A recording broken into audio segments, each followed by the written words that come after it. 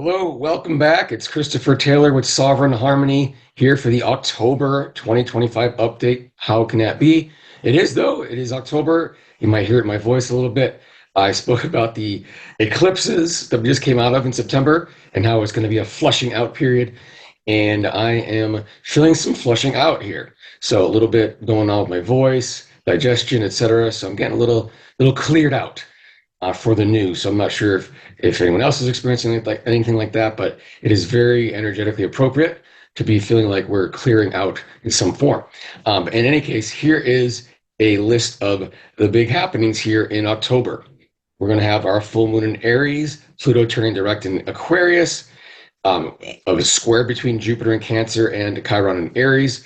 Then we're also going to have Mercury entering its shadow zone for its upcoming retrograde, which will be most of November. So we'll talk about that next month, but we'll introduce it here.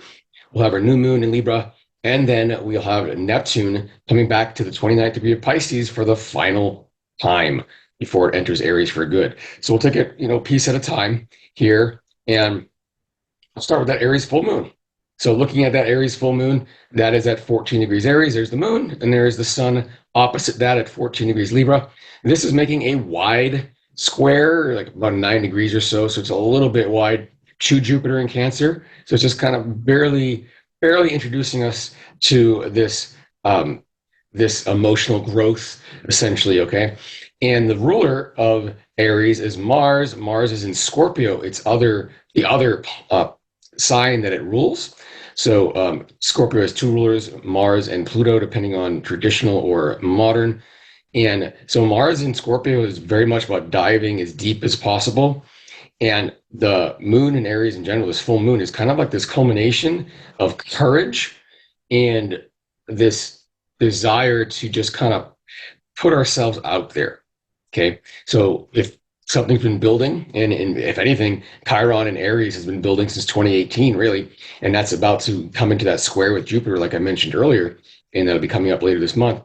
And so there is a sense that like we've done a lot of work on ourselves, a lot of work on our confidence, our sense of capability, our sovereignty, and there's a culmination here. It's like a test, like it's, hey, we built ourselves up.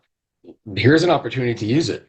And so there's a sense of wanting to, and maybe having opportunities to use that.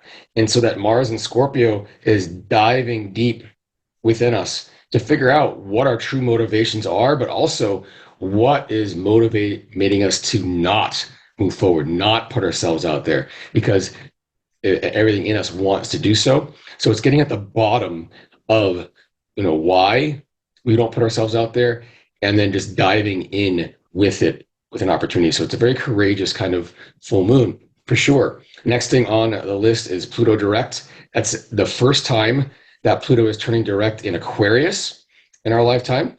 The last time, about a year ago, Pluto turned direct at 29 degrees of Capricorn, entered Aquarius, and it will not be leaving Aquarius till 2044. So it's in there for the long haul. So this is the very first Pluto direct in Aquarius that we will be experiencing. And how does that look? So there's Pluto right there at about 1 degrees Aquarius. When it goes direct, it will be forming that same sextile to Neptune and trine to Uranus that it's been forming all summer, really. And that's all three outer planets in aspect to each other, which is, again, not a very common thing to see that. And that is with us through the end of 2026 and even beyond. Okay. And this is these outer planets being introduced to their new signs. So Neptune is going to move back to Pisces, like we mentioned. Uranus in November will move back to Taurus. But when they move back into Aries and Gemini, respectively, that will be for a many year period, kind of like Pluto is now. So this signifies the first time that one of those three outer planets is turning direct in this new sign, in this new phase. Pluto in Aquarius, think age of Aquarius, think total transformation of society. That's really what's happening here. And notice how it's also forming a trine to Pluto trine to Venus in Libra. And so that's really a grand trine to Pluto and Uranus from Venus, and it's opposing Neptune over there in Aries. So this really speaks to this idea of like, okay, so now it's our first time with Pluto moving forward in Aquarius. And so we're kind of crossing a threshold here. I've been talking about this conjunction between Saturn and Neptune at 0 degrees Aries in February 2026 being the official transition over that threshold, but we're already getting the preview of that with Pluto turning direct, basically saying, hey, society is about to shift in ways that we don't recognize and in ways that won't ever reverse themselves. Okay. And it's going to have a lot to do with a new way of cooperating, a new way of balancing self and others. So honoring the sovereignty of individuals in a new way, form of cooperation rather than in a tribal aspect, my team versus your team, etc. So next on the list is this square between Jupiter and Cancer and Chiron and Aries. Going to be roughly between 23, 25 degrees of those signs. They get within 1 degree orb of each other on October 15th. They will release that 1 degree orb temporarily on November 4th because they will be back in a 1 degree orb for most of December. And then they'll actually meet up again in a square, but that'll be after Jupiter enters Leo and Chiron enters Taurus next summer. So June, July timeframe. But on this end of it, as far as this goes, we'll talk about it again in December when it's active again. But we're going to get the introductory to it and the exact square, which will be on October 23rd. So right in the middle of that. But just to take a look at that chart. So there's that Jupiter in Cancer. There's that Chiron in Aries. And for me, what this really represents, like I mentioned before, Chiron, Aries since 2018, been doing a lot of self-work with our competence, our sense of sovereignty, our capability, okay, trusting ourselves, relying on ourselves. That's been tested. And now Jupiter comes it's in Cancer where we're trying to, experience some emotional growth, okay, a sense of support for what we're becoming, what we're moving away from. And they're in a square, which can be a little tense, okay? And so the key word for this for me is vulnerability. Basically growing emotionally through vulnerability of self, okay? If we think about how we've just come through these eclipses, and these eclipses, they really represented this final flush, this clean out that's happening from now essentially until February when the next eclipses start, when that Saturn Neptune conjunction happens and at 0 degrees Aries. And so that's kind of the new beginning. That's the butterfly phase. We're coming out of the caterpillar phase. And right now we're in this in-between phase, which is really represented astrologically by this, growth through vulnerability. And if you're not familiar, when a caterpillar turns into a butterfly, it's not automatic. It goes into a chrysalis phase, a goo phase, where it's neither a caterpillar nor a butterfly. And there's a state of trust that it will actually reach the butterfly phase. And it usually happens without some disturbances. That's kind of the phase we're in. We're in the goo phase. We're in that chrysalis phase where the old is done. Okay, we're flushing that out right now. We're just flushing it all out. And the new isn't quite ready to come on. So we're in the goo phase. We're in the transition phase, and we have to really trust we're in a vulnerable state as a collective, as individuals, etc. But that's part of our growth here. So that's big as we move through the fall months in general. And the final thing I want to do, I'm going to lump them all together, and that's because they're all happening within a day of each other. And it's centered around this new moon in Libra. Okay.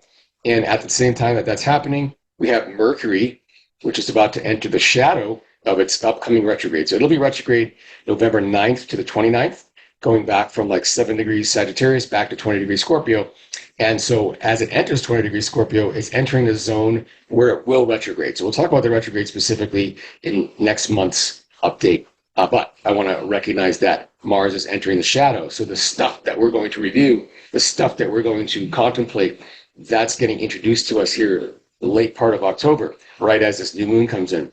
And then also, this will be when Neptune backs into Pisces, 29 degrees of Pisces. It'll actually be at the 29th degree of Pisces for about 3 months straight. That's the final degree. It's the critical degree. So from October 22nd till I think January 26th, I think I saw, it will be 3 months plus at 29 degrees Pisces specifically.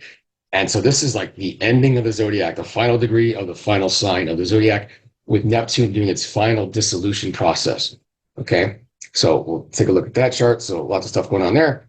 The new moon in Libra, if we take that separate, what that's doing is actually forming a pretty strong square, highlight to the square between Jupiter in Cancer and Chiron in Aries. So that, again, is peaking around there in late October.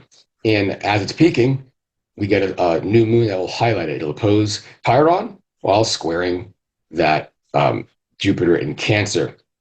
Okay. And so that's a challenge to this growth, to this vulnerability, etc.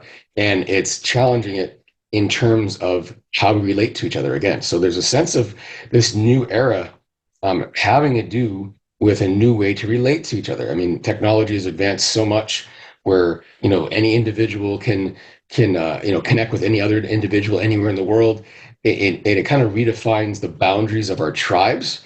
It allows for more of a sense of personal sovereignty, and the idea that, like, you might have a nuanced way of thinking against someone else's nuanced way of thinking, in that we don't all have to fit into boxes and whatnot. So that's we're breaking away from the old tribal way, and we're entering in this new sovereign way, and that's causing all this vulnerable tension because we don't really know how to relate like that. How to relate to someone when it's okay to be different, when it's okay to think different. Really, that's really what it comes down to: thinking different, right? Because there's an obsession right now with, like, looking different and whatnot, superficial differences. But when it actually gets in depth into the soul of the human, what makes us different and how can we honor the differences, right?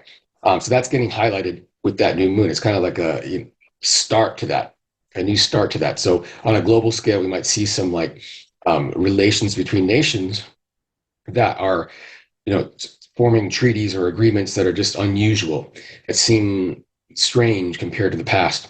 But it's going to be appropriate as far as the future goes. Okay. And there's that Neptune, again, still at 0 degrees Aries at the time of the new moon, but we're literally hours away from it backing into 29 degrees Pisces, where it's going to join Saturn in the late degrees of Pisces, both of which are finishing up. So this is a last ditch opportunity for the media, for example. I've talked about this a lot, to pull the wool over our eyes in the next 3 months or so. So late October to late January, until Saturn and Neptune cross over that threshold and join each other at 0 degrees Aries, February 20th. But this is the last few months of being able to potentially fool the populace. Okay. But Saturn is there to check it. So anything that Neptune represents the deceit and delusion. Saturn represents the correction to it. So we might see some attempts, essentially, with Neptune, representing that attempt, and then Saturn being the correction to that attempt. So it's like, oh, here's what we're supposed to believe. Oh, but here's the reality. Okay. So be on the lookout for some, rapid fact checks, essentially, but not the kind of fact checking that, like, you have on Facebook and whatnot. That's more narrative driven, like real fact checks, actual hard data that proves things wrong or shows what we're being shown is not true, etc. So quick fixes, and then when we cross that threshold, this is that whole new beginning, whole new stage of societal evolution that is reliant on our personal sovereignty, our personal responsibility for what we think and what we feel, rather than it coming at us, telling us what to think and what to feel. That's what the media does now. And that's the transition that we're at now. We're at this critical threshold, where the main way that people get information is going to switch from it being, dropped on us, to us seeking it. Okay. And then when that critical mass happens, the influence of the media, it starts, even if it still exists, starts to die. Okay, it has less and less impact as individuals take on their own sovereign responsibility, and they interact and relate to each other in different ways than we always have, not tribal but sovereignly, and that's what's going to create, a weakness of the mainstream media, the traditional style, in a wave of independent media and independent thinking and independent discernment, etc. Okay.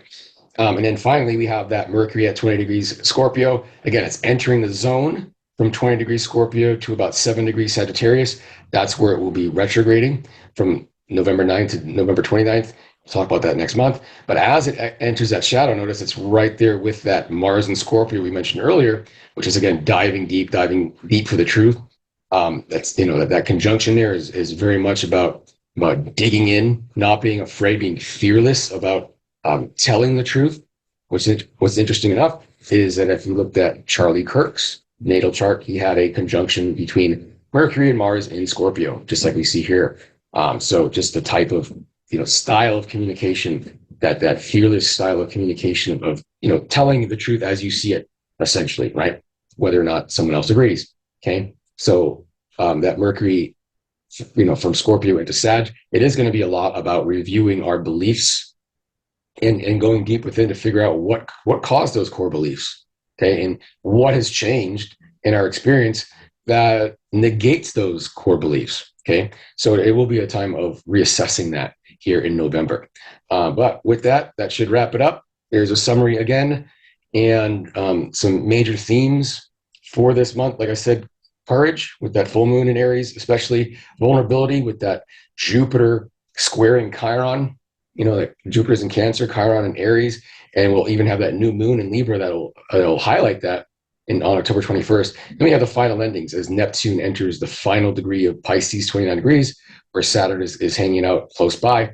And so we're really finishing up and flushing out what needs to be finished up and flushed out so we can get to these new beginnings here, starting with the Saturn-Neptune conjunction at 0 degrees Aries. So thank you for listening. Thank you for joining. If you have any questions, please let me know. Other than that, do follow me on my YouTube channel and or Instagram, TikTok, Facebook, whatever is your pleasure. I do weekly videos, one every Sunday on all those platforms. And then I also do semi-daily posting, depending on what's going on. And those posts are most easily viewed on Facebook or Instagram. And if you haven't got on those yet, it's Sovereign Harmony Astrology in both cases. And that's the way to keep up to date on most things. If you're interested in a personal reading, let me know. And other than that, we will talk to you in this format next month, or see you on the hill when I do my weeklies on Sundays. Thanks a lot. We'll talk to you again.